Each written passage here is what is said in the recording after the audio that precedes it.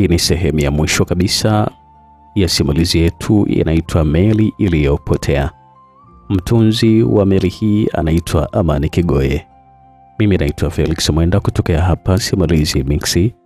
Nambari zetu ni 0677 062 012. Kama unakumbuka vizuri, sehemu iliyopita tulipokuwa tumeishia ilikuwa ni pale ambapo wakati boti za uokoaji zinaelekea huko ambako walikuwa wamepata taarifa kwamba meli ilikuwa imeshaanza kuzama, huku nako akina Engineer Simfukwe pamoja na mwenzake Mpandigwa walikuwa ndio wanatokezea katika sehemu ambayo kulikuwa na bandari. Kilichoendelea, karibu sana katika sehemu hii. Ni sehemu ya mwisho kabisa katika simulizi yetu.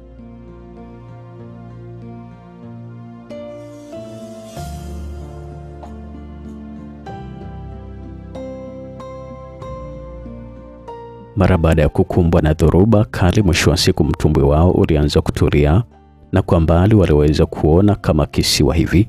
Walikuwa sio wengine bali walikuwa ni Engineer Simfukwe pamoja na mwenzake Mpandigwa, ambao hawa tunajua walikuwa wamesababisha maafa kule kwenye ile meli.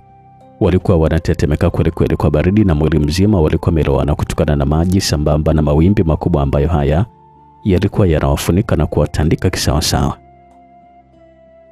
Bila shaka kile pale ni kisiwa. Simfukwe alizungumza vile, na huko alikuwa anaonyesha mahali ambapo kulikuwa na kisiwa.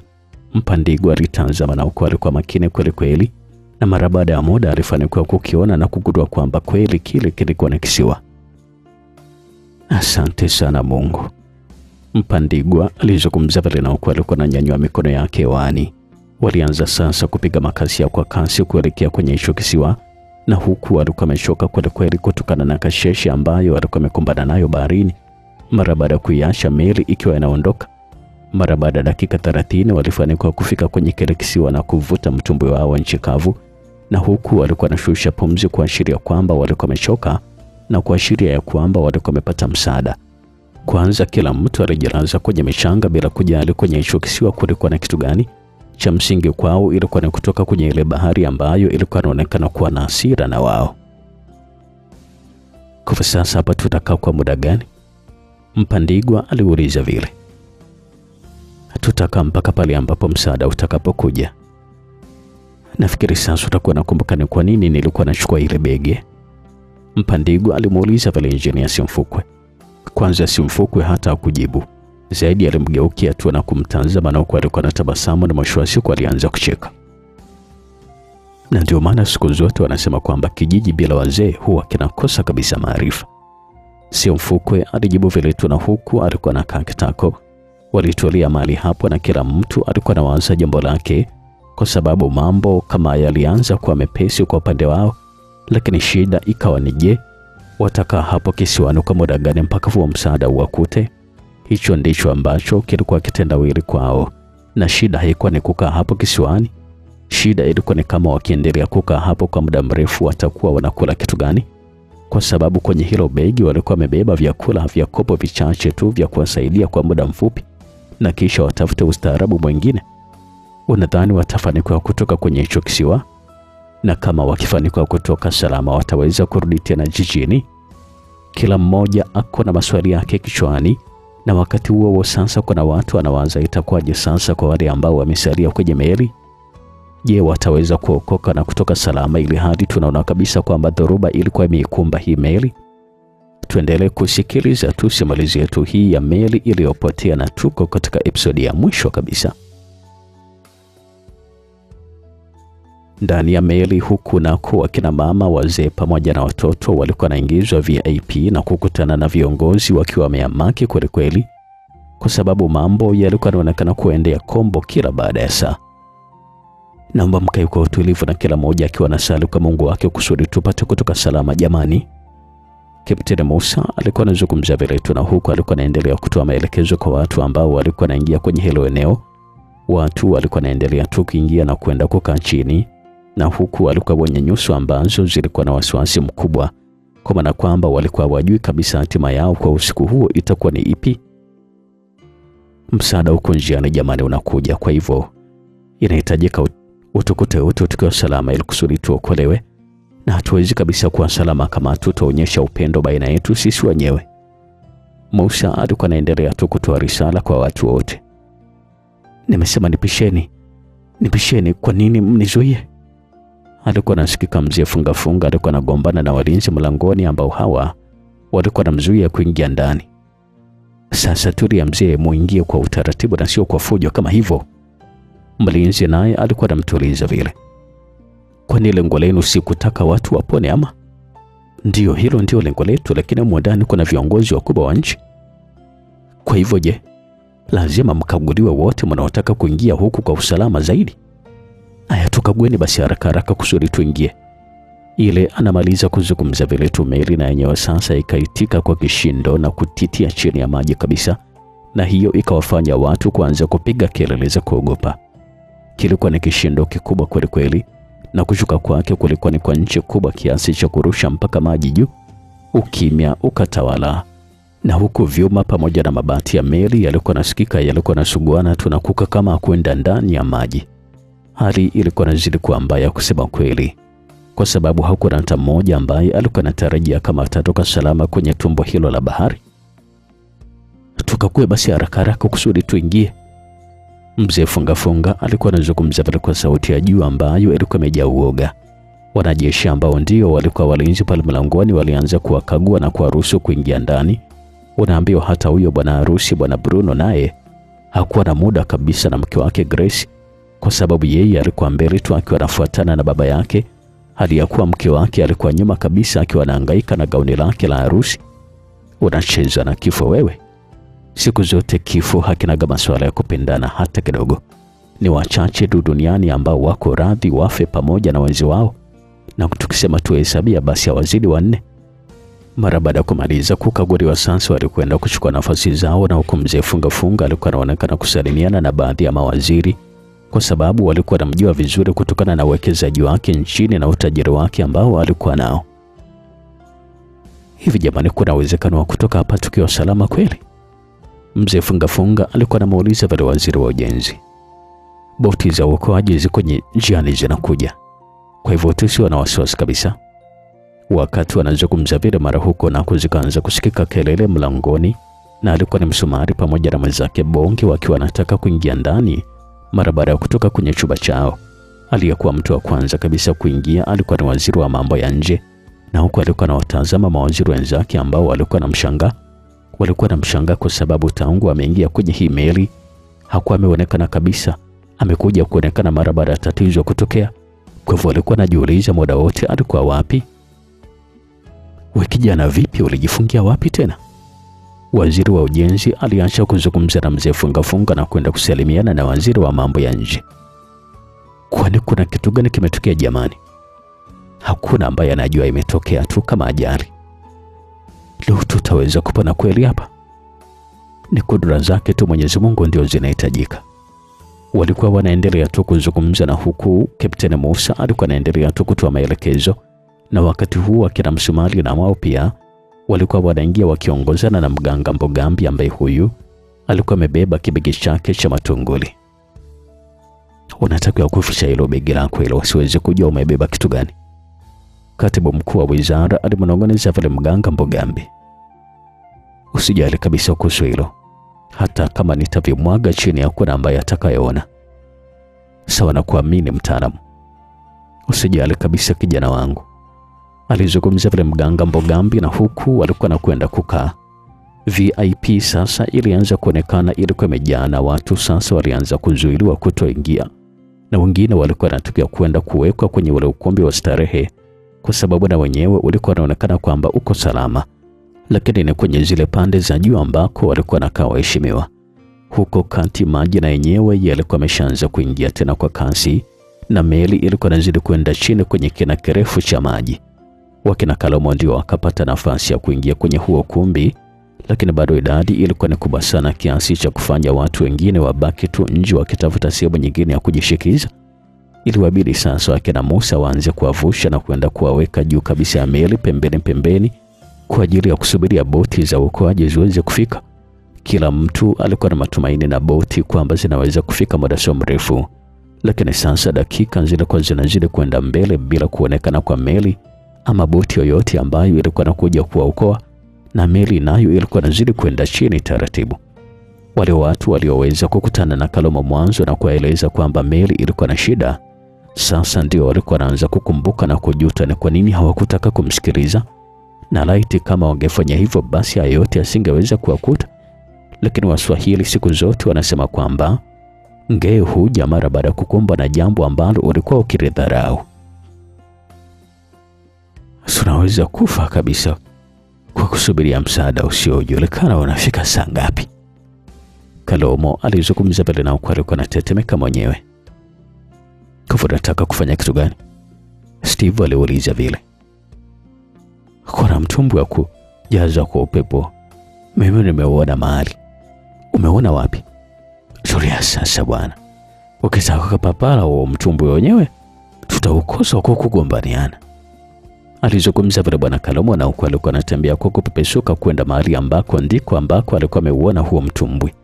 Steve kwanza alibaki alikuwa anamtazama tu Kalomo mpaka alipomuona alikuwa amekwenda kuingia kwenye chumba kimoja ambacho hiki kilikuwa pembeni kabisa kwenye milango ya kuingilia chooni. Steve alipotaka kuondoka akajikuta alikuwa anashikwa mkono na Juma na huku alikuwa anatazama na usoni. Mnataka kufanya kitu gani? Shh. Hapa inabidi tuondoke kimya kimya kabisa bila watu wengine kujua. Alizungumza pale kisha akatoa mkono wake kwa Juma na kuondoka zake. Tunaondoka hapa na naomba mnifuate kimya kimya. Juma alikuwa anamnong'oneza vile Jako ambaye huyu alikuwa karibu yake.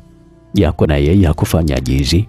Aliwataarifu wenzake kimya kimya na kuanza kumfuata Juma, na watu walikuwa na washangaa tu kwa sababu hawakujua kabisa walikuwa nakwenda wapi. Waliona tu watu waliokuwa wamekaa kwenye kikundi chao walikuwa naondoka. Wengine waliona kama unafuu kwa sababu iliachwa nafasi wazi na kuwafanya wakae vizuri, na wale ambao walikuwa wamesimama pia ndio wakapata nafasi ya kukaa. Ray pamoja na Saidi nao walikuwa wako mlangoni wakiendelea tu kutazama usalama wa watu wengine, kwa sababu wao hawakutakiwa kabisa kuondoka kwenda mahali popote mpaka usalama wa abiria uwe wa uhakika. Watu wote wakajikuta walikuwa wanaingia kwenye hicho chumba na kumkuta Kalomo alikuwa analivuta begi kubwa ambalo hili ndilo lilikuwa na huo mtumbwi wa kujazwa kwa upepo. Walianza sasa kumsaidia na mwisho wa siku alichomoa na kuanguka nalo mpaka chini kabisa na kishindo kilisikika. Watu walishtuka kweli mara baada ya kusikia hicho kishindo, kwa sababu walijua sasa meli ndio ilikuwa inazidi kuzama na maji bado kidogo ya wakute. Walinyanyuka na kesho wakabaki walikuwa wanatazama tu, kwa sababu hawakujua sasa ni wapi watapita kusudi waweze kuchomoka kwenye hiyo meli na wao wapate kuokoa maisha yao. Na kama wakisema waendelee kukaa kwenye hiyo meli basi hawatoweza kabisa kutoka ama kupona. Mimi nilikuwa na wazo. Jordani alizungumza vile na watu wote wakamgeukia yeye.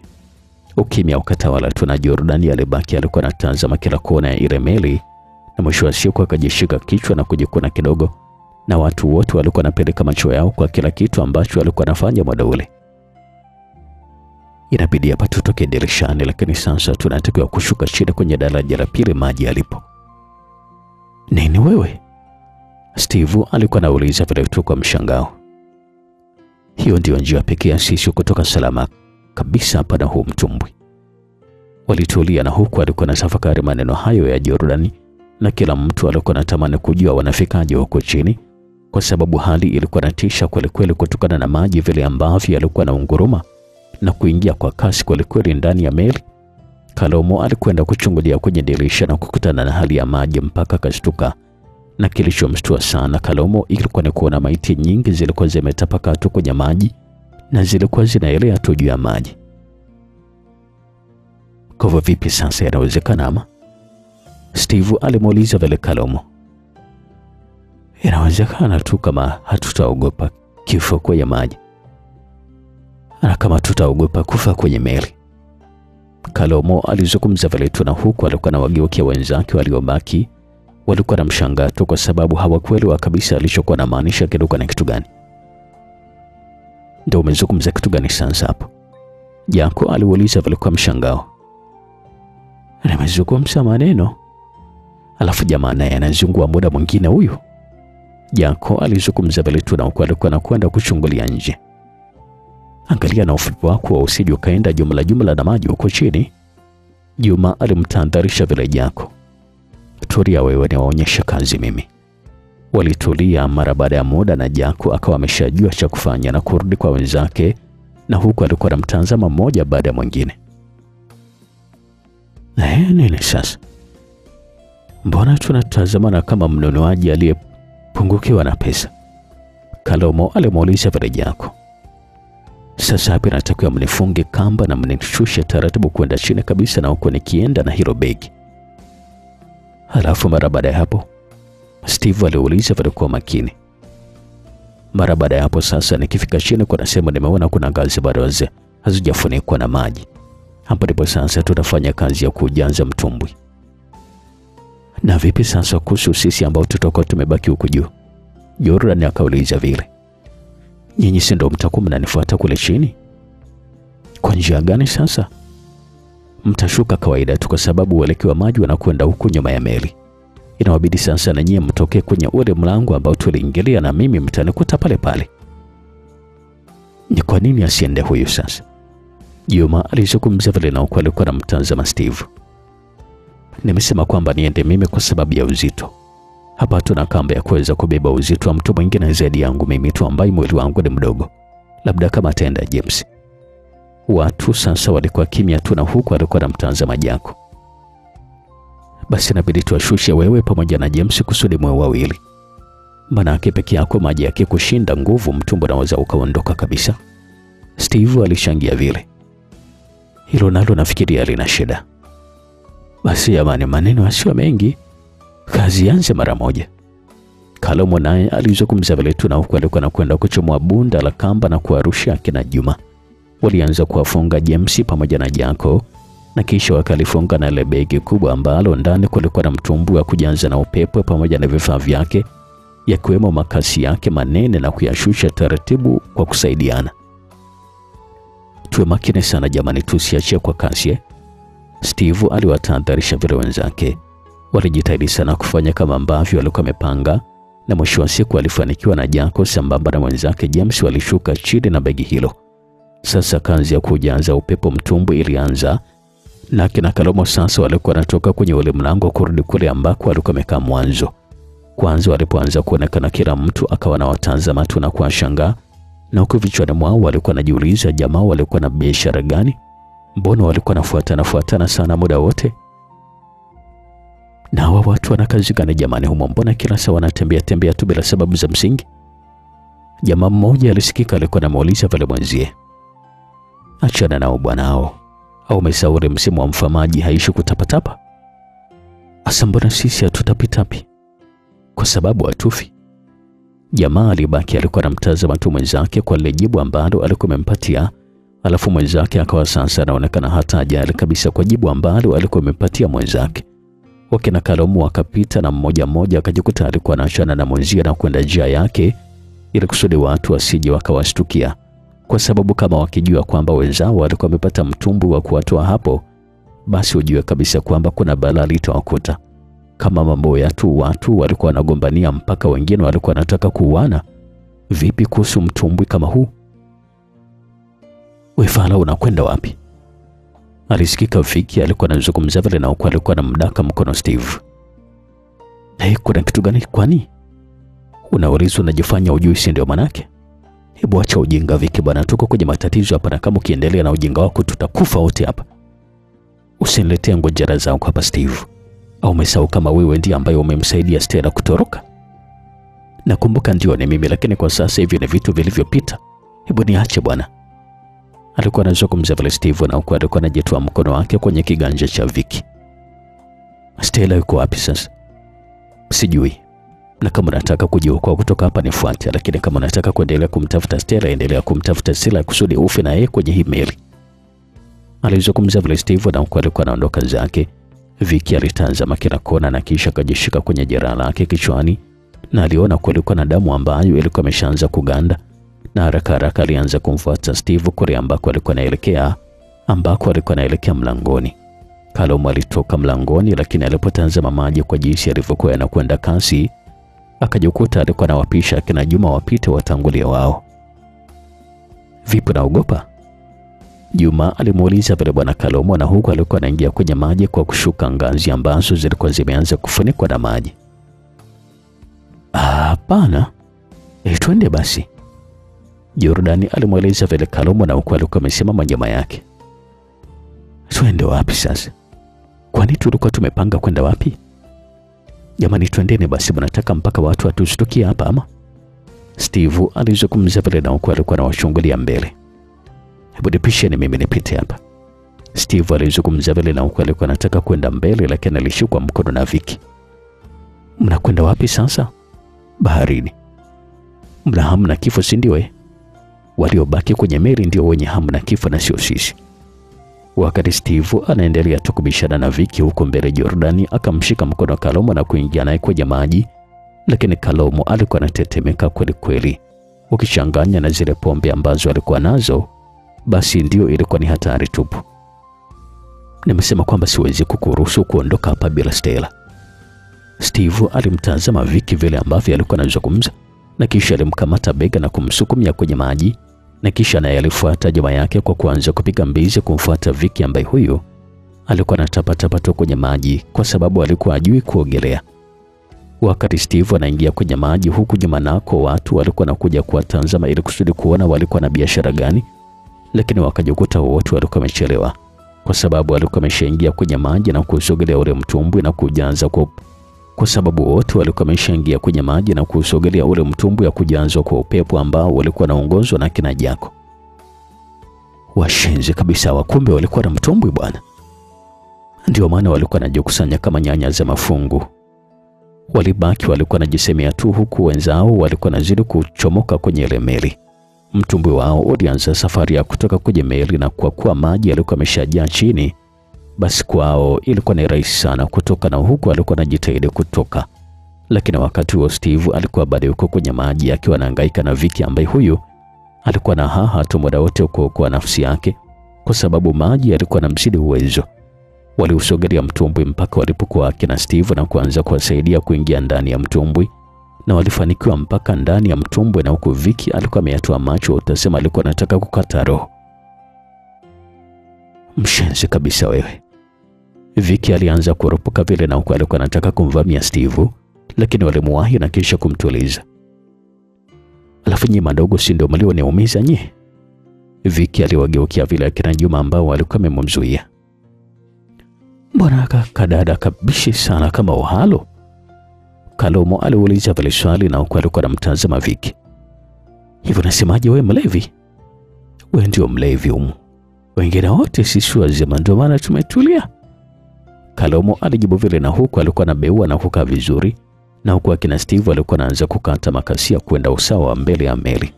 Walikuwa ni watu wachache kwenye ule utumbwi, na nafasi bado ilikuwa inaonekana kubaki ya watu kama watatu hivi. Aliyokuwemo humo ndani ya mtumbwi alikuwa Steve, Vicky, Juma, Jordan, Jako, James pamoja na Kalomo. Na huo mtumbwi ulikuwa una uwezo wa kubeba watu 10, lakini kwa kulazimisha walikuwa nabeba hadi watu 13 ama 15 kabisa. Hapa inabidi utulie chini, la sivyo tutakutupia kwenye maji. Juma alizungumza vile tu, na huku alikuwa ameshika kasia kwa mkanzo na kutaka kumtandika Vicky kichwani. Vicky mara baada ya kuona hivyo sasa na ameambiwa kwamba atatupwa kwenye maji, ile mbili sasa akae chini, na huku alikuwa anatetemeka kutokana na baridi la maji ya bahari. Mtumbwi ulianza kukatisha pembezoni mwa meli, na watu walianza kuona, na wengine kwa tamaa wakaanza sasa kujitosa kwenye maji kuomba kuondoka nao. Ilikuwa ni hatari sana kwao kwa sababu walikuwa naruka vibaya na kwenda kufikia kwenye vyuma na kujibamiza vichwa vyao, na wengine waliokuwa wamefanikiwa kutoa kwenye maji wakajikuta walikuwa nazidiwa nguvu na maji, wanakushindwa kabisa kufikia ule mtumbwi.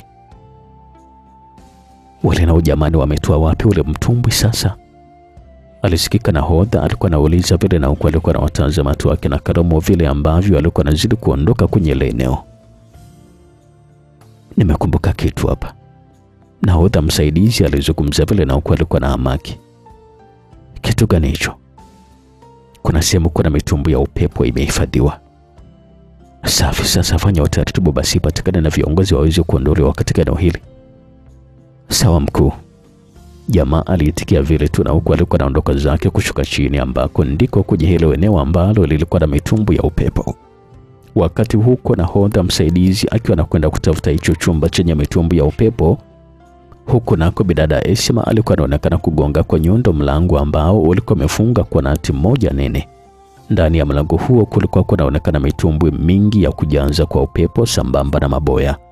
Alihangaika sana kwa muda mrefu na nati ilikuwa inaachia taratibu, na kwa bahati mbaya hilo eneo lilikuwa linapatikana kwenye daraja la kwanza na maji nayo yalikuwa yameshaanza kufunika nyayo taratibu kufikia kwenye kifundo cha miguu. Esma hakujali kabisa. Kile ambacho alikuwa anataka yeye ilikuwa ni kufungua tu mlango kusudi aweze kuyatoa hayo maboya pamoja na mitumbu apate kuwasaidia watu. Alikuwa ameshuka kweli kwa sababu ile nyundo ilikuwa ni nzito mno. Shit. Alikuwa amechoka mno Esma, na huko alikuwa anatoa chini nyundo yake na kupumzika kwa kwema. Mara baada ya kuvuta pumzi kwa muda mchache, mwanamke akaanza tena kuhangaika na nyundo yake mpaka ile nati sasa ilikuwa inaanza kuachia taratibu na mlango ulikuwa unaonyesha dalili ya kufunguka. Jenia, alisikika nahodha msaidizi alikuwa anaita vile, na huku alikuwa anashuka ngazi. Vipi tena? Safi tu madam, nimekuja kukusaidia. Lakini nilisema kwamba mfanye utaratibu wa kuondoa uheshimiwa. Boti zinakuja madam. Mbona sasa wamechukua muda sana mpaka kufika? Haieleweki kabisa, shida nini? Alizungumza vile huyo nahodha msaidizi, na huko alikuwa anachukua nyundo na kugonga vishindo viwili vya haja na mlango ukaachia pale pale.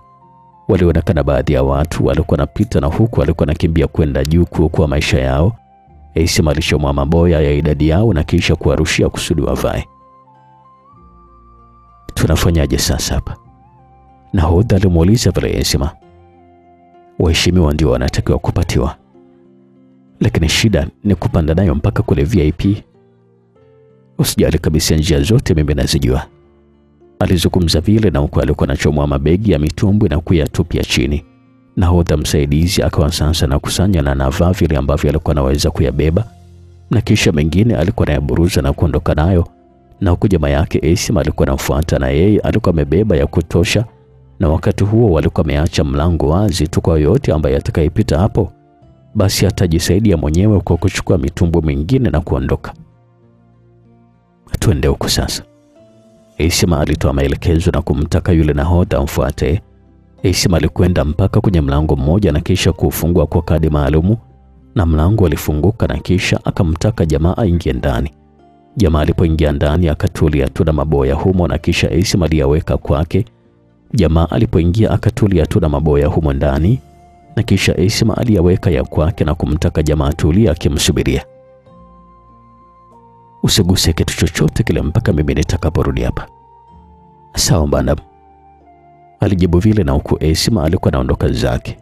Esma akarudi tena kwenye ule mlango na kukuta baadhi ya watu wakiwa wanachukua, na walipomwona yeye wakabaki walikuwa na mshangao kwa sababu walikuwa wanamjua yeye ndiye ambaye alikuwa ameunda hiyo meli. Chukueni tu wala msijali, Esma aliwahimiza vile, na huku alikuwa amesimama pembeni. Walichukua na kisha walipomaliza na akaingia kuchukua mpaka yakaisha na kuondoka zake kurudi tena kwenye ule mlango. Alipomwacha ule jamaa amesimama, alikuwa anamsubiria yeye tu. Yaingize ndani sasa, alizungumza vile, na huku alikuwa anayarusha ndani mabegi ambayo alikuwa amekuja nayo. Walifanikiwa kuyaweka yote kwenye kile chumba, na kisha Esma na yeye akaingia na kugusa batani moja na mlango ukajifunga, na huku alikuwa anamfanya nahodha msaidizi abaki alikuwa anashangaa tu. Lakini maadamu umeme unasumbua, sio kwenye hii laini. Huku tuliweka umeme wake wa kujitegemea kabisa, na ndio maana meli inaweza kufanya kazi bado. Mimi nilikuwa sijui hilo. Tuliweka kama emergency tu. Hiyo ilikuwa ni lifti ambayo ilikuwa inakwenda moja kwa moja mpaka VIP, na walipofika tu ilisimama na mlango ukafunguka, na huku mabegi yale ya mitumbi yalikuwa yanamwagika, na watu wakastuka, na huku wengine walikuwa wanataka kuanza kugombania. Wanajeshi walijaribu kuwazuia watu, lakini ilionekana walikuwa wanataka kuanzidi nguvu.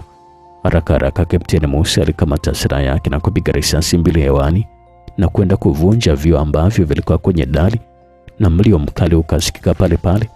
Watu wote walilala juu ya sakafu, na huku walikuwa wameshika vichwa vyao tu. Nimesema kwamba wote tutatoka tukiwa salama kabisa kama tu tutaweza kufuata utaratibu. Alikuwa anazungumza vile Kapteni Musa, na huku alikuwa anawataka mawaziri kuingia kwenye chumba maalumu Wa kwanza kabisa kuingia alikuwa ni waziri mkuu na watu wake, na kisha akafuata mawaziri wengine pamoja na viongozi wengine wa serikali. Mara baada ya kumaliza kuingia hao watu, wakaanza kuchukuliwa wale watu maarufu, lakini wakichanganywa na wazee sambamba na wanawake ambao walikuwa na watoto. Chagua moja au kuelewe mke wako ama wewe. Nafasi unayo moja tu. Musa alikuwa anamuuliza vile mzee funga. Mzee wa watu alibaki alikuwa ameduaa na huko alikuwa anamtazama mkewe ambaye huyu alikuwa amesimama pembeni yake akimsikiliza tu atatoa jibu gani. Ni bora yeye afya, lakini mimi nibaki niendeleze miradi yangu. Mzee funga alijibu vile tu na huko alikuwa anaingia kwenye kile chumba na kumwacha mke wake alikuwa haamini kabisa na machozi alikuwa yanamtoka. Haya mama, kaa pale sasa, subiria zamu yako ifike.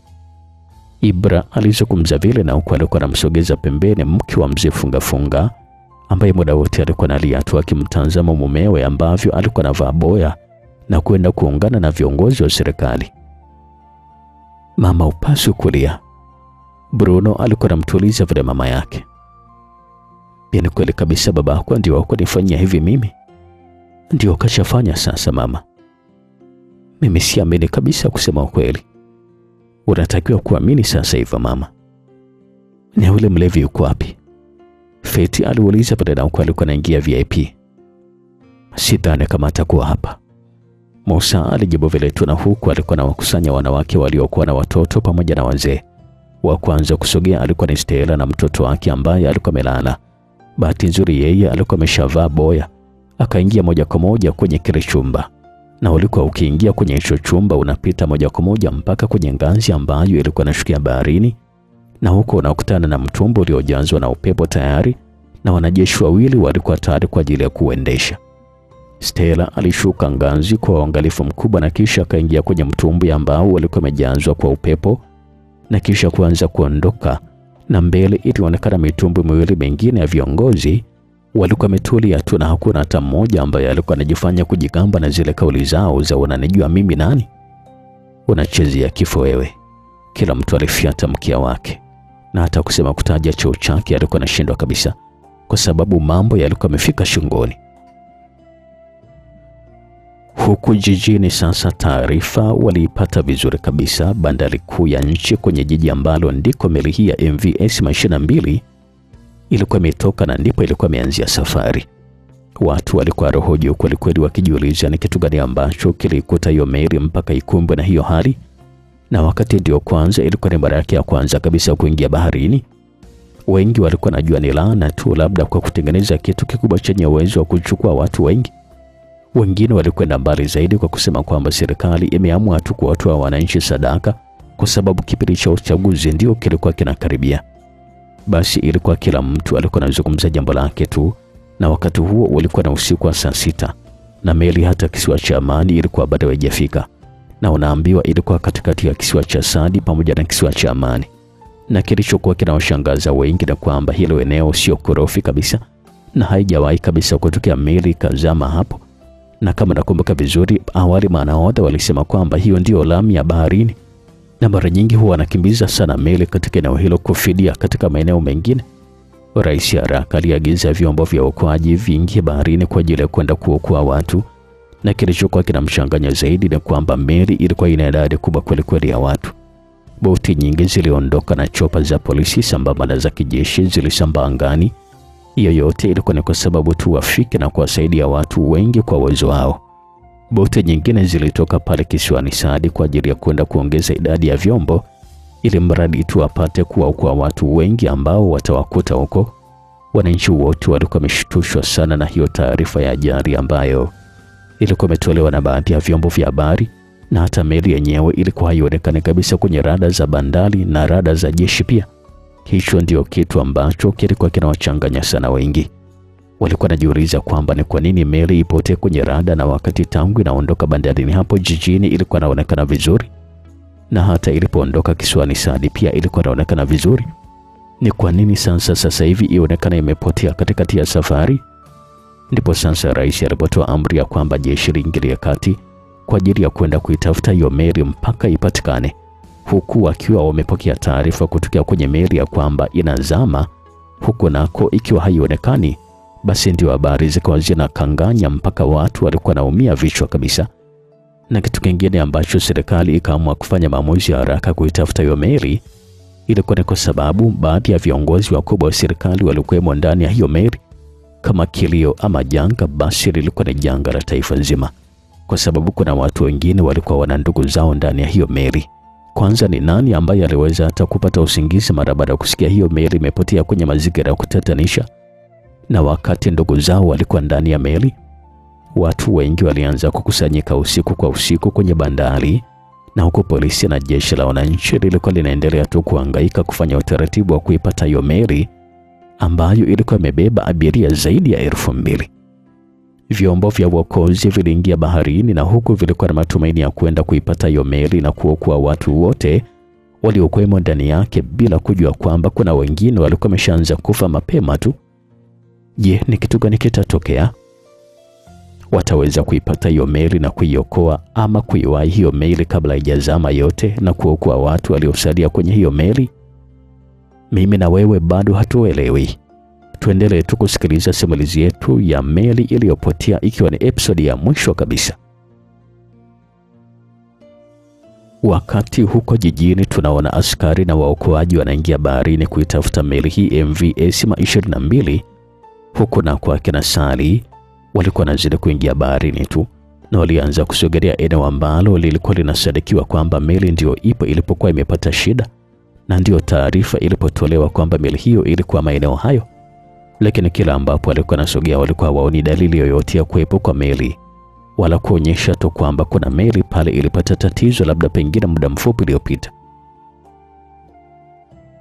Na mbona kuna kabisa dalili yoyote ya kuwepo kwa meli hapa? Aliuliza vile kiongozi wa ule msafara akiwa anamuuliza mwenzake. Ama watakuwa walitoa taarifa kimakosa nini? Hata kama walitoa taarifa kimakosa, ni kwa nini hatujakutana nao hata njiani wanakuja kisiwa cha Amani? Na hata hapa pia hatujaona hata kwamba kuna dalili yote kwamba kuna meli ilipata hitilafu. Hilo nalo swali la kuzingatia hilo. Walichoka kweli kweli, na huku walikuwa nazidi kusogea hadi kwenye eneo la kati mwa bahari kabisa, na walikuta bahari ilikuwa imetulia kabisa, hakuna dalili ya meli katika maeneo hayo. Walipoanza kuitafuta meli kwenye mitambo hawakufanikiwa kabisa kuiona, na ndipo walipotoa taarifa kwa wenzao ambao walikuwa nakuja njiani kutokea huko jijini. Sasa sisi tunakuja na chopa za kutosha kabisa, naomba muendelee kuitazama hiyo meli wakati sisi bado tuko njiani.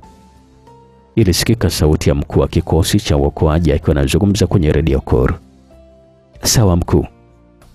Boti zilikuwa zinaendelea tu kuzunguka kwenye eneo hilo bila mafanikio, na hakuna dalili ya kwamba eti kulikuwa na meli ilikuwepo mahali kama pale. Mbona ni mauza haya sasa jamani? Sali alikuwa anajiuliza vile maswali, na huku alikuwa na shanga tu baharini. Kadi naye alikuwa anaguna tu, na huku alikuwa amekaa tu ametulia. Kila mtu alikuwa amedoa tu na mdomo wazi, kwa sababu ilikuwa ni kama mazingombwe kwenye upotevu wa hiyo meli kubwa kuwahi kutokea katika nchi hiyo. Wakati walikuwa nazidi kuzunguka kwenye maji na zile boti, mara kaonekana Kadi alikuwa anasimama na kutazama kwa makini mbele. Aliona kama kulikuwa na kipande cha boya kilikuwa kinaelea juu ya maji hivi. Naona kama kuna kitu nakiona mbele kule hivi. Haraka Sali na baadhi ya askari wengine wa uokoaji walisogea na kwenda kutazama kule ambako alikuwa anatazama Kadi, na ni kweli kabisa waliweza kuona kipande cha boya kilikuwa kinaelea. Walisogeza boti yao karibu na kukutana na kipande cha boya, na walipokichukua waligundua kwamba kilikuwa kimetoka kwenye meli ya MV Esima 22. Waliweza kujua hivyo kwa sababu kulikuwa na jina na nembo ya hiyo meli, na hata jina lilikuwa limeandikwa kwenye hicho kipande pia. Na kitu gani sasa hiki? Mkuu wa kile kikosi cha uokoaji aliuliza vile, na huko alikuwa anatazama kile kipande cha boya. Haina maajabu sana ya mbona hata dalili za meli kuwepo hapa hakuna? Na sio tu kuwepo, bali hata kuonekana kama meli ilipita hapa pia hakuna. Na kwa muda wale waliotoa taarifa na kasi ambayo tumetumia kufika hapa, lazima tungekuta maji yametibuka kuonyesha kwamba meli kubwa imepita hapa, lakini hakuna kabisa hata dalili ya kuonyesha kwamba kuna meli imepita hapa. Lazima kutakuwa na kitu nyuma hili swala. Inawezekana, lakini ngoja tuendelee kuchunguza kwanza.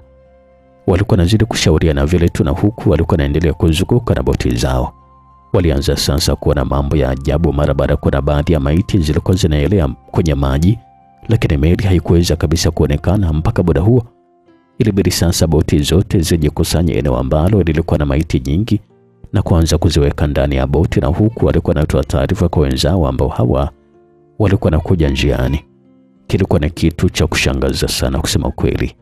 Mara baada ya wale ambao walikuwa njiani kusikia kwamba meli ilikuwa inapatikana, lakini meli ilikuwa haionekani wala dalili ya kuwepo kwake pia ilikuwa haipo. Ilikuwa ni ajabu kubwa sana, tena sana, kwa sababu haikuwa inawaingia akilini kabisa kwa kipindi kama hicho, na kila mtu ambaye alikuwa njiani alikuwa anatamani afike mapema ajione mwenyewe kabisa, kwa sababu waliona kama wale ambao walikuwa wametangulia kufika pale walikuwa labda pengine hawaoni vizuri ama hawafanyi kazi vizuri. Hapana, mimi sijawahi kabisa kuona kitu kama hiki tangu nimeanza kufanya shughuli zangu za uokoaji mpaka leo. Jamaa alikuwa anazungumza vile tu, na huko alikuwa anatazama jinsi maiti zilivyokuwa zimesambaa baharini. Waliendelea tu kuzikusanya na kuagiza boti nyingi ziletwe kwa ajili ya kubeba maiti na kisha izipelekwe nchi kavu na ndugu zao wapate kuzitambua, kwa sababu zilikuwa ni nyingi kweli kweli, na nyingi zilikuwa zinaonekana kuumia na kutokwa na damu kwenye majeraha. Hizo ni zile maiti za watu ambao walikuwa wanahangaika kujirusha na kubanwa na vyuma, na wengine waliokuwa na uawa kwa kupigana wenyewe kwa wenyewe kwa ajili ya kugombania maboya. Sali ndio kwanza alikuwa anazidi kuchanganyikiwa, na kila maiti ambayo alikuwa anaitazama alikuwa anaona sio ya mke wake Stella, na huko mikono ilikuwa iko kichwani tu anawaza, ama itakuwa imeshazama nini? Sali aliuliza vile tu na kufanya jamaa wamgeukia na kumtazama. Hapana, haiwezekani kabisa meli kubwa kama ile iwe imezama kwa haraka kama hivi. Na hata kama ingekuwa imezama, basi hapa tungekuta hali ya kuonyesha kweli kuna meli imezama. Na sio rahisi kabisa kukuta pametulia kabisa kama hakuna chochote ambacho kimetokea. Lakini pia inawezekana vipi maiti kuonekana ndani ya muda mfupi kuelea juu ya maji? Kadi naye aliuliza vile swali na kuwafanya sasa watu watulie na kuanza kujiuliza. Ukitazama kiuhalisia ni kwamba kama watu walizama kwenye maji, sio rahisi kuonekana ndani ya muda mfupi kuelea juu, lakini maiti za hiyo meli zimeweza kukaa kwa muda mrefu na kuelea kwenye maji. Hilo nalo tatizo hilo. Jamaa mmoja alizungumza vile, na huko alikuwa anavuta mwili mwingine na kuingiza kwenye boti.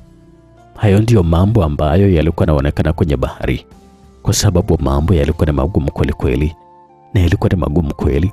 Hauwezi ukaona maiti na wakati meli haionekani. Hizo maiti sasa ukijiuliza zilikuwa zinatokea wapi? Kila mtu alikuwa anajiuliza tu bila kupata majibu.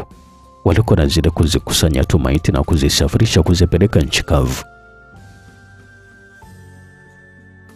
Huku kwenye meli watu walikuwa wanazidi kusogea juu, na wakati wa watu waliokuwa wanahitajika kuokolewa kwanza walikuwa wako kwenye mitumbwi na kuondoka katika eneo la ajali. Wengine walipoona hivyo ndio wakawa sasa wanajitosa kwenye maji kuona kama wataweza kuangukia kwenye mitumbwi. Kuna wale ambao walikuwa na bahatika kuangukia kwenye mitumbwi na kufanikiwa kuondoka katika eneo hilo, lakini kuna wengine ambao walikuwa wanajaribu kuangukia kwenye mitumbwi, matokeo yake walikuwa na zamia kabisa kwenye maji. Sasa wanajeshi baadhi wakawa wameshika silaha kwamba akionekana mtu anajiandaa kuruka tu, anatandikwa risasi na kuanguka kwenye maji vile vile, ama kuangukia kwenye meli kusudi abaki mle mle. Wanakuambia ni bora kuua mtu mmoja ili kusudi kuokoa watu 100, na ndicho kilichokuwa kinatumika kwa muda huo mahali pale. Wakina Stella wao walikuwa wameshaanza kufika mbali na eneo hilo ambalo meli ipo, na huku wakina Karomo na wao pia walikuwa mbele yao wakizidi kukata maji kutafuta uelekeo ambao huu ndiko kwenye kisiwa cha amani kwa ajili ya kupata msaada zaidi. Inatakiwa sasa utangulia pamoja na hawa watu. Kapteni Musa alimweleza Velfeti mara baada ya kubaki mitumbwi miwili tu. Ni kwa nini mkuu usiende wewe? Mimi natakiwa kuwa wa mwisho kabisa kutoka hapa mpaka vijana wangu wote muondoke ndipo na mimi niondoke. Lakini mimi nilikuwa natamani sana tubaki wote. Una mashaka na mimi? Hapana. Basi tangulia tu kama nilivyokuambia. Tutakutana kwenye kisiwa cha amani, niamini hivyo mimi. Alizungumza vile Kapteni Musa, na huko alikuwa anamshika begani kikakamavu kabisa. Feti alirudi nyuma hatua moja na kisha akatoa sauti kikakamavu, na macho yalikuwa usoni tu kwa Musa. Na Musa alikuwa anamtazama Feti usoni, na huku alikuwa anapokea heshima kutoka kwa kijana wake.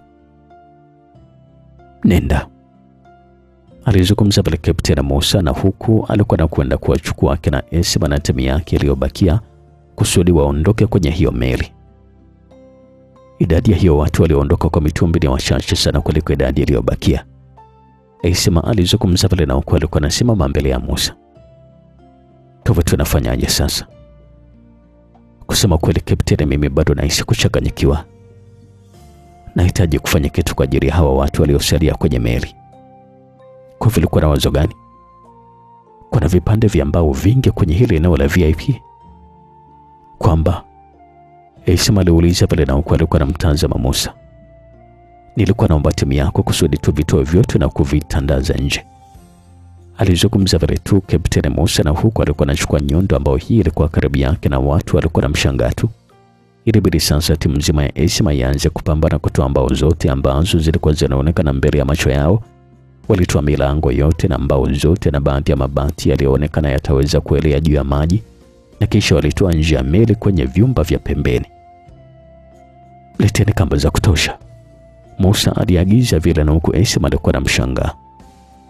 Unataka kufanya kitu gani tena? Nataka kuokoa watu wote walioko hapa.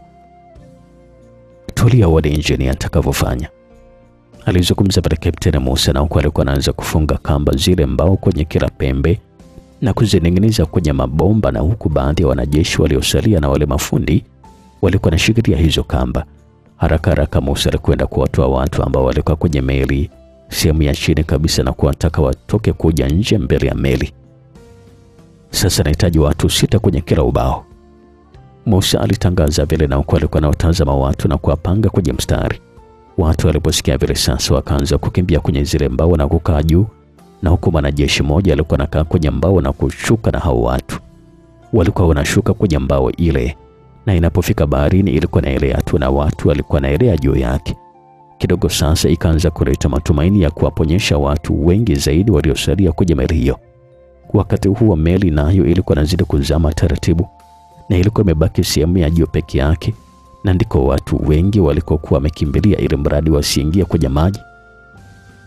Engineer pamoja na timu yako, ni wakati wako sasa wa kuondoka, Kapteni Musa alimweleza pale Esma, na huku alikuwa anamshika mkono. Lakini ni kwa nini sasa wewe unabaki? Usijali kabisa kuhusu mimi engineer. Wewe jali tu kuhusu hai wako basi. Mimi niko kwa ajili ya kuwatumikia watu, na nitakuwa ni mtu wa mwisho kabisa kuondoka hapa, alizungumza pale Kapteni Musa, na huku alikuwa anampeleka kwenye ule mtumbwi mmoja waliosalia. Esma aliingia kwenye huo mtumbwi na timu yake na baadhi ya watu wengine, na kisha ukaanza safari ya kuondoka, kuiacha meli ikizidi kuzama chini tu. Haina haja ya kugombania jamani, ambao ziko nyingi tu na kila mtu atapata nafasi ya kuokolewa, sawa? Kapteni Musa alikuwa anazidi tu kuwasihi abiria ambao walikuwa wanaonekana kuzidi kugombania nafasi. Zamu yako sasa nahodha, Kapteni Musa alizungumza vile, na huku alikuwa anamtazama nahodha wa meli. Hapana, mimi nahitaji kuondoka nikiwa na mtu wa mwisho kabisa hapa, lakini hakuna njia nyingine ya kuokoa maisha yako zaidi ya kupanda kichombo tu hapa. Nafahamu hilo Kapteni, lakini nahitaji kuendelea kubaki kuona mtu wa mwisho akiondoka ndipo na mimi niondoke hapa. Mtu wa mwisho ni mimi kuondoka, nahitaji tuondoke wote. Hapana Kapteni, alizungumza vile tu huyo nahodha, na ukwenda kwa narudi nyuma. Sasa wakati Musa anazungumza na nahodha wa hiyo meli, huku watu walikuwa wanazidi kugombana na kuangusha mbao zote baharini, ikawa sasa ni kasheshe. Watu wakaanza kujitosa baharini, wengine walikuwa wanazidi kupigana na kugombania mbao kwa ajili ya kuokoa maisha yao. Musa alipokuja kutazama, akajikuta alikuwa anashusha pumzi ya kukata tamaa kabisa, kwa sababu watu ambao walikuwa wanawapigania wao walikuwa wanafanya ujinga tu kuangusha mbao baharini. Musa akarudi kumtazama nahodha na kumtaka waondoke naye, lakini nahodha alikataa kabisa na kwenda kwenye chumba chake, na huko alikuwa anatoa boya na kumrushia Kapteni Musa, na kisha akajifungia na kutulia kwenye kiti. Musa alimshangaa kweli kweli nahodha kwa kile ambacho alikuwa anakifanya, kwa sababu aliona ni kama jamaa alikuwa anataka kujiua bure tu, na wakati nafasi ya kupona ilikuwa iko wazi kabisa. na mtu ambaye labda angetakiwa kufanya hivyo, kwamba sema yeye ndio mtu wa mwisho kabisa kutoka, alikuwa ni Esma, pengine ambaye yeye ndiye ambaye alikuwa ametengeneza hiyo meli. Unachokifanya unakosea sana. Nafasi ya kuendelea kuishi kwako bado iko wazi kabisa. Musa alizungumza pale tu kwa sauti, lakini hakuna ambacho kidogo kimesaidia kubadilisha mawazo ya huyo mtu. Mara meli ikatikisika, na alipotazama vizuri, Musa aliona ilikuwa inakwenda kuzama moja kwa moja chini kwenye maji. Haraka haraka alianza kuvaa boya lake na kisha kujirusha kwenye maji, na huko meli nayo ilikuwa inazama yote na baadhi ya watu wakiwemo ndani yake. Musa alifika baharini na kuanza kupiga mbizi, na hivi alikuwa na uwezo wa kuogelea. Basi alikuwa anazidi kukata maji, na huku watu walikuwa na mgasigasi tu kumng'ang'ania. Ilikuwa ni kazi kubwa kweli kweli kutoka kwenye hicho kikundi cha watu, kwa sababu kila mtu alikuwa na haha kuokoa roho yake. Kwa hivyo kila ambacho atakachokuwa na kikuta mbele yake alikuwa anataka kukishika kusudi aokoke. Kikundi cha watu kikamvamia Musa kwenye maji bila kujali magwanda ya jeshi ambayo alikuwa amevaa. Alijiteleza na kupambana nao na kuzama nao kwenye maji. Sasa ikawa ni kashesha kuwashinda na kuzidi kusonga mbele, kwa sababu ilikuwa ni hatari tupu. Alifanikiwa kuwazidi ujanja na kuacha wakihangaika tu na kunywa maji. Kwa bahati nzuri akaenda kuibuka kwenye mbao moja ambayo hii ilikuwa imeshikwa na dogo mmoja, na huko alikuwa anatetemeka. Tulia, tunatoka wote tukiwa salama kabisa dogo, sawa? Musa alizungumza vile tu, na huko alikuwa anakaa vizuri kwenye ile mbao. Yule dogo aliitikia kwa kichwa na kisha alipewa mkono na Musa, naye akaudaka na kwenda kukaa juu ya mbao, na huko Musa yeye alikuwa anavua boya na kumpatia yule dogo. Sasa safari ikawa inaanza na kwenda kule ambako alikuwa amekwenda wengine. Watu walikuwa wanazidi kutapatapa kwenye maji, na wengine walikuwa wanashindwa kabisa kuogelea. Walikuwa wanazama chini ya maji na kufa maji. Kuna wengine wenzangu na mimi kujifana wanajua kuogelea kama ndugu yangu Kigoe. Waliakata maji, lakini mara baada ya dakika 2-3 waliishiwa nguvu na kubaki wametoa macho tu kama nungunungu aliyeishiwa na miba mwilini. Ulikuwa ukitazama kwa angani, ulikuwa naona kama sisimizi wamezagaa ardhini. Lakini kumbe hawa wote walikuwa ni watu ambao walikuwa wamezagaa juu ya maji wakiaa kuokoa roho zao. Lakini hakuna hata mmoja ambaye aliweza kuokoka bila boya wala mtumbwi. Kwa mbali kidogo iliweza kuonekana mitumbwi ilikuwa inaongozana kwa mstari, na huku watu wakiwemo ndani yake walikuwa wanakwenda kwa kufuata uelekeo mmoja kuelekea kwenye kisiwa cha amani. Mitumbwi ilikuwa inaendelea tu kusafiri, lakini kwa bahati mbaya mbele yao walichokiona, wakajikuta kila mtu alikuwa anabaki mdomo wazi kabisa, kwa sababu hawakuamini kabisa macho yao. Wengine sasa waliona bora mara 10 wangebaki kwenye meli na kuzama kwenye maji kuliko hilo sekeseke ambalo lilikuwa linakuja mbele yao. Kulikuwa kuna wimbi kubwa ambalo lilikuwa linakwenda hewani, na huko lilikuwa linaambatana na kimbunga cha hatari kwelikweli, kiasi cha kutishia amani kabisa kwa wale ambao walikuwa na mitumbwi. Ikiwa ni siku yako ya kufa imefika, hasa kama utafanya jitihada gani, lazima ufe tu.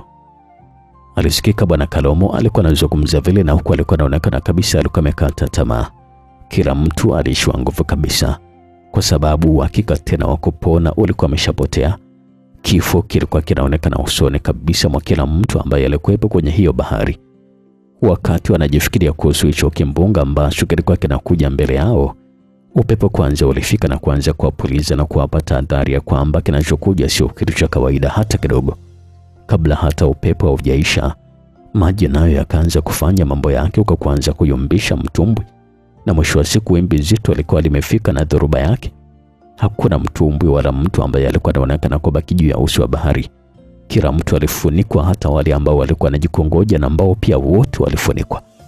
Kila kitu kilichokuwa juu ya uso wa bahari kilifunikwa na kupotezwa kabisa, mpaka wale watu ambao walikuwa wamesalia kwenye ile eneo la meli pia ilipozama, na walipotezwa kabisa kwa kumezwa na maji. Baada ya hilo dhoruba sasa kupita, bahari ilitulia na kuna hata mabaki ambayo yalikuwa yanaonekana kusalia juu ya maji.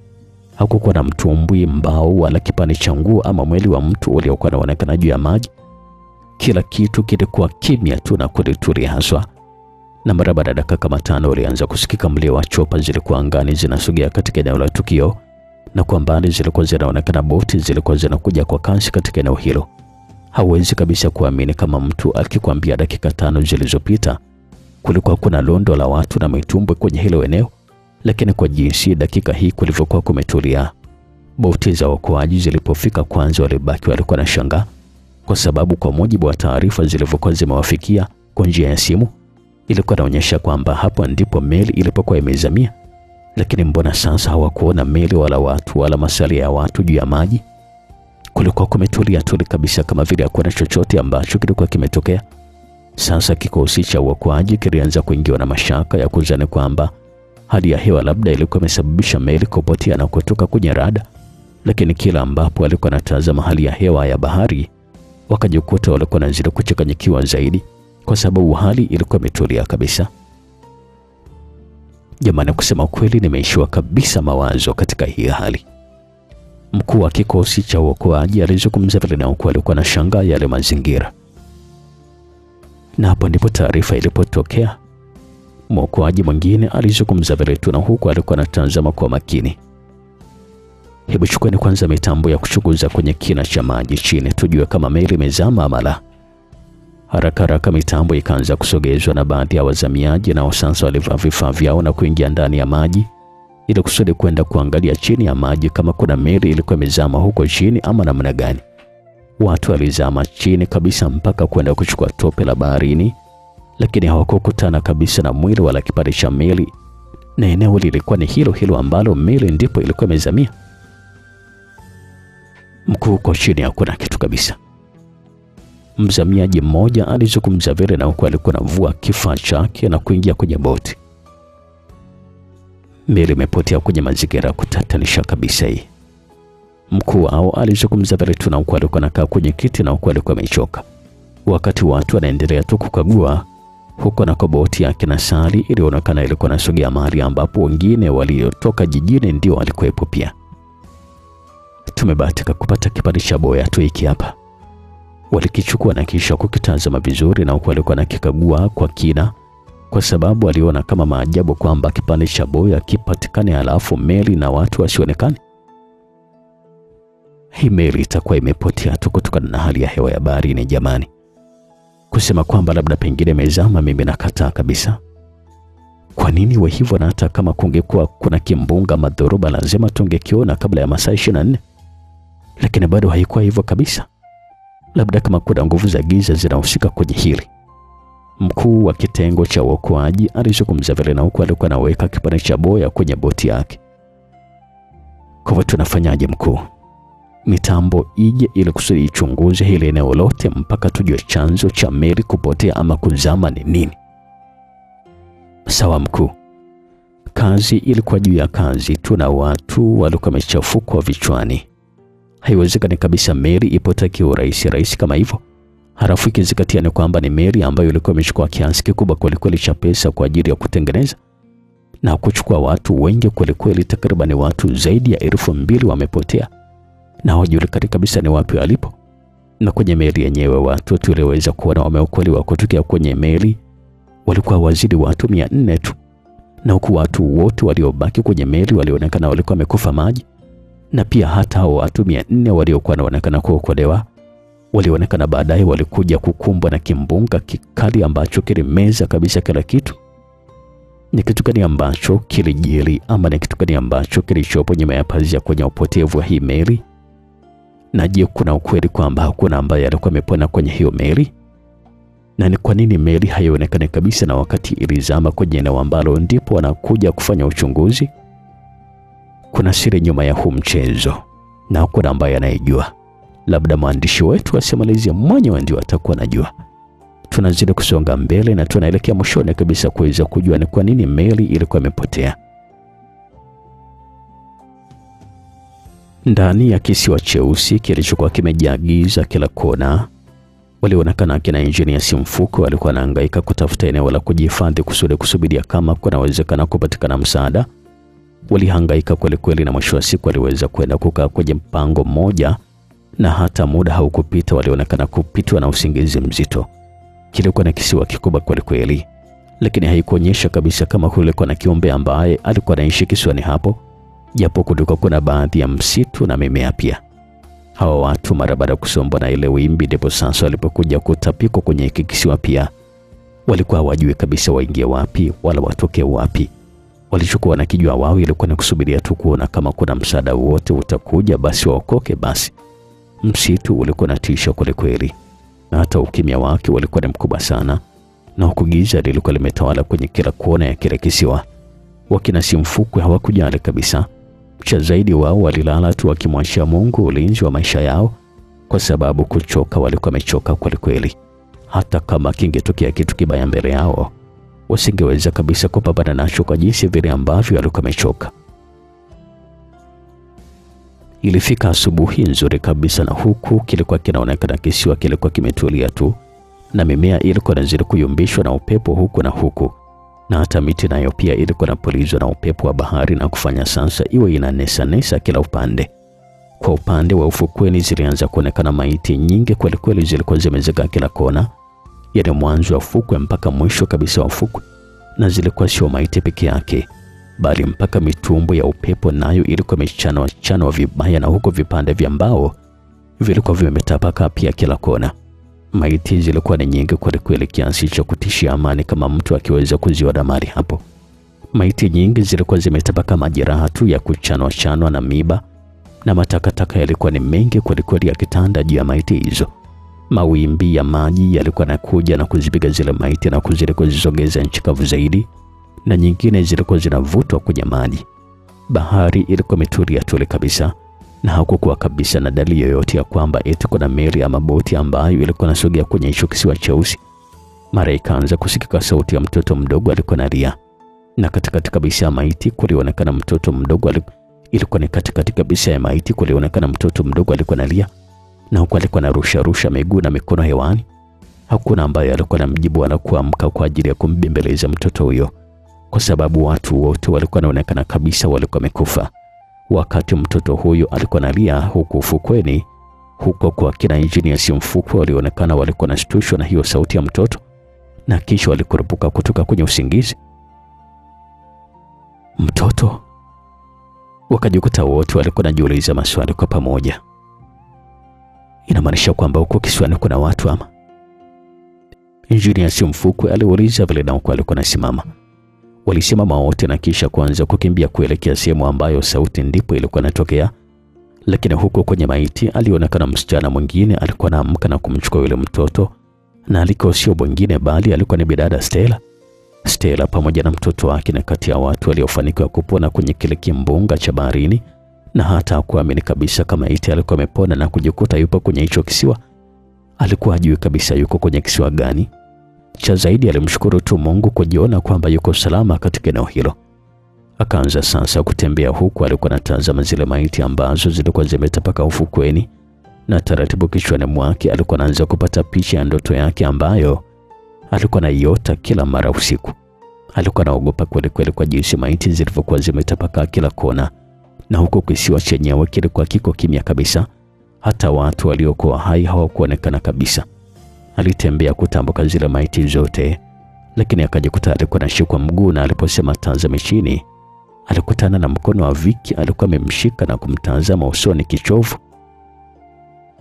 Hatimaye sasa nimekupata mbwa wewe, Viki alizungumza vile tu kichovu, na huko alikuwa anajikaza kunyanyuka, lakini hata kabla hajanyanyuka vizuri akajikuta alikuwa anatandikwa na kasia kichwani na kwenda chini pale pale. Nyuma yake akaonekana Juma alikuwa anasimama, na huko naye pia alikuwa amechoka kweli kweli, na mwili mzima ulikuwa umejaa matakataka na majeraha ya kuchano na miba. Stella alibaki alikuwa anamshangaa tu Juma, na huko alikuwa anamuona kama alikuwa ameumia sana, kwa sababu yeye pamoja na mtoto wake walikuwa wako sawa tu, hata hawakuwa na majeraha kwenye miili yao. Vipi, uko sawa? Stella alimuuliza vile Juma, na huko alikuwa anamshangaa. Ndio, niko sawa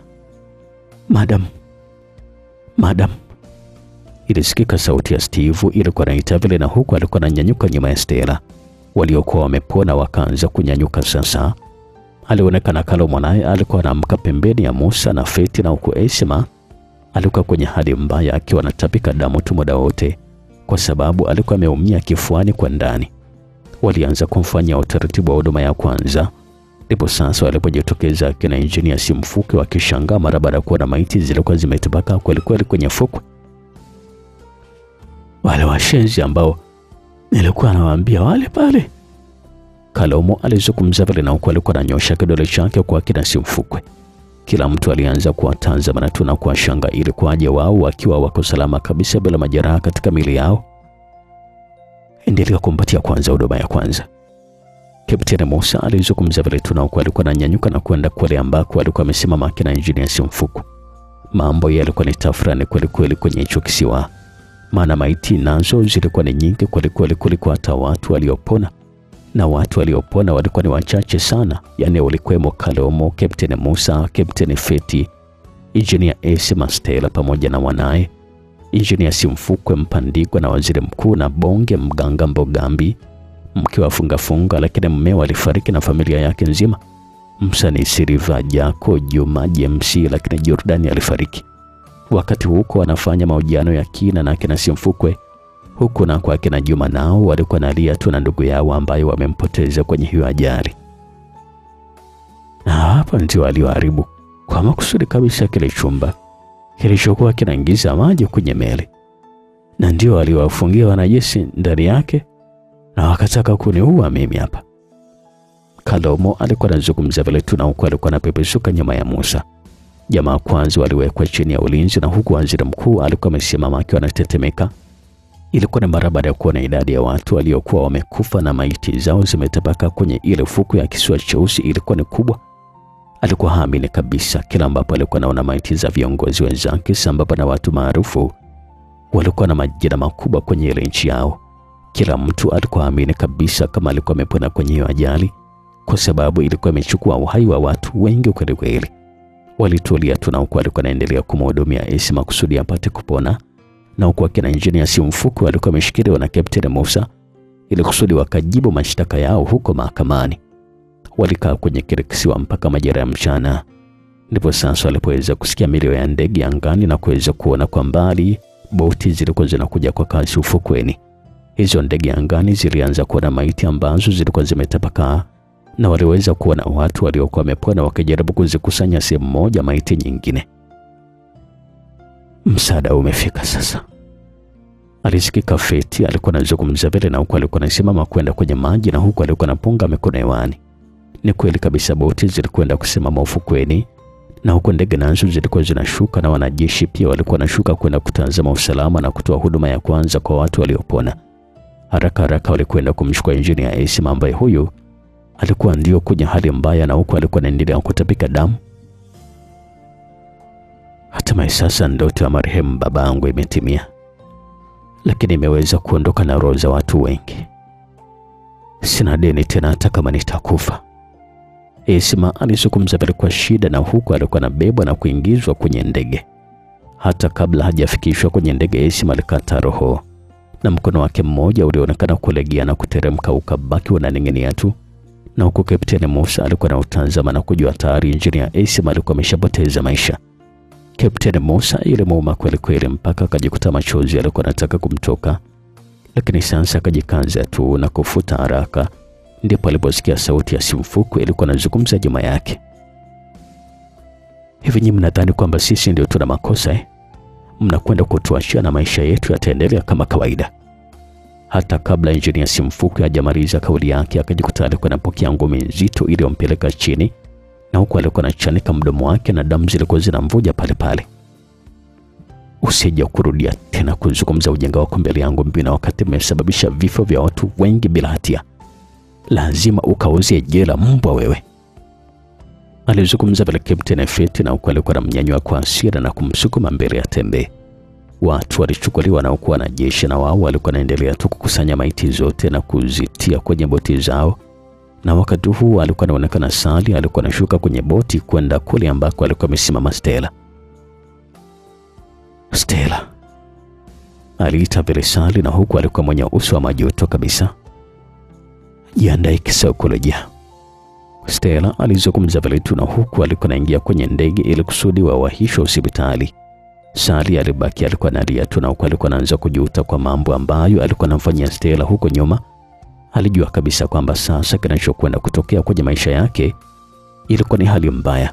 Kwa ufupi ambacho alikuwa ujue msikilizaji ni kwamba Sali anaishi na Stella kwa kulazimishwa, kwa sababu ni dada yake binamu.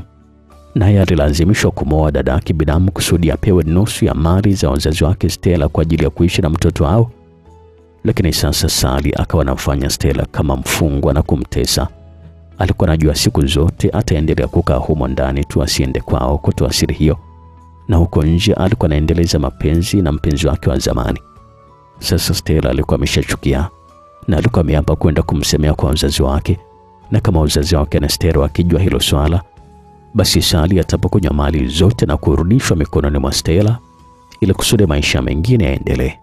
Ukizingatia maisha ya wazazi wake na Sally yalikuwa ya kawaida tu, walikuwa na wategemea tu ndugu ambao ndio wazazi wake na Stella, na ndio maana Sally alikuwa anatumia nguvu kubwa na pesa nyingi kumzuia Stella asifike kwao, kwa sababu alijua kabisa kama stori za kuteswa zitafika kwa wazazi wa Stella, basi mali zake zote zitapokonywa na ndizo atapewa Stella.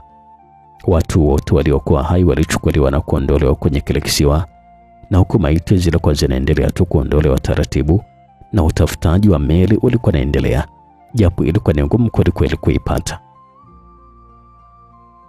Mara baada ya siku 3, wale wote walionusurika na ajali walitolewa hospitali, na maiti zote zilifanywa mazishi ya kitaifa eneo moja, na nchi ikatangaza wiki moja kwa ajili ya maombolezo, na huku bendera zikipepea nusu mlingoti pia katika ofisi zote nchini. Na wakati huo ndugu yangu Simfukwe pamoja na mwenzake Mpandigwa walihukumiwa kifungo cha maisha jela kwa kosa la kuiharibu meli kwa makusudi kabisa na kusababisha vifo vya maelfu ya watu wasiokuwa na hatia. Ndugu yangu Sally ama Salim na yeye alijikuta alikuwa amebaki mikono mitupu kabisa mara baada ya bidada Stella kugoma kuendelea kukaa kwenye ndoa na Sally kutokana na ukatili ambao alikuwa anamfanyia kipindi chote cha ndoa. Hiyo sasa ikapelekea Sally kupokonywa mali zake zote, na mali hizo alikabidhiwa Stella aendelee kumlea mtoto wake ambaye ndiye alikuwa amezaa na Sally, ambaye huyu ni kaka yake binamu kabisa. Ndugu yetu Kalamo naye kama mtu mwenye kisimati vile kama kawaida, nchi ilipotangaza kuwalipa pesa wote walionusurika kwenye ajali ya meli na wale wote waliopoteza ndugu zao, na alikuwa kwenye orodha ya kulipwa pesa. Nafikiri unakumbuka vizuri kwenye treni ya Kigoma kule, nako naye pia alibahatika kupata mgao wa pesa kutoka serikalini kama fidia mara baada ya ajali ya treni na vifo vilivyotokea kwenye ile treni. Injinia Esma alizikwa kwa heshima kubwa, na huko nako serikali ikaamua sasa kutumia michoro yake na kuingia tena karakarani kusudi kuunda meli nyingine tena ikiwa na muundo ule wa MV Esma 22. Walichukua wakandarasi kutokea nje ya nchi, lakini michoro yote walitumia ya Esma kama heshima kwake. Mabaki ya meli MV Esma 22 yalikutwa kwenye kina cha bahari ya kisiwa cheusi, na hawakuamini kabisa, na walikuwa wanajiuliza ilifika vipi huko, wakati mashuhuda waliopona kwenye hiyo meli walisema ni wapi meli ilipokuwa imezamia. Mara baada ya mwaka mmoja, huku rais akiwa amepita, aliyekuwa waziri wa mambo ya nje mara baada ya kushinda kinyang'anyiro cha urais, siku aliyokuwa anaapishwa ndio siku ambayo alikuwa anazindua meli mpya MV Esma 22, na walifanya hivyo kama kumwenzi bidada huyo Esma aliyejitolea kwa ajili ya taifa lake mpaka kufikia kifo chake. Meli ya MV Esma 22 ilianza safari zake rasmi kabisa, na rais alikuwa sehemu ya abiria waliozindua meli hiyo, japo watu wengi waliogopa na uzinduzi wake haukuwa ni wenye hamasa kama ile meli ya mwanzo. Watu walikuwa naogopa kweli isije kutokea kama yale ya mwanzo, na meli ilipofika kwenye eneo ambalo ndipo meli ya mwanzo ilipozama, walisimama kwa muda na kutoa heshima zao kwa kutupa maua kwenye maji na kufanya maombi kwa roho za watu waliofariki siku hiyo ya ajali. Maisha mengine yaliendelea tu, na meli hiyo mpya ilikuwa inaendelea tu kufanya kazi kama makusudio ya marehemu Esma yalivyokuwa. Heshimu sana ndoto zako, ipo siku zitakuonyesha ukweli. Esma alikuwa anapambana kweli akitaka kutimiza ndoto zake na za baba yake, na huku Stella yeye alikuwa anadharau ndoto ambazo alikuwa anaota kila siku kwamba kuna siku atapata ajali na ataona maiti ambazo zilikuwa zimetapakaa ufukweni. Lakini mwisho wa siku alikuja kukutana na maiti zikiwa kwenye fukwe kweli mara baada ya kupata ajali ya meli ya MV Esma 22. Huu ndio mwisho kabisa wa simulizi yetu nzuri inaitwa Meli Iliyopotea.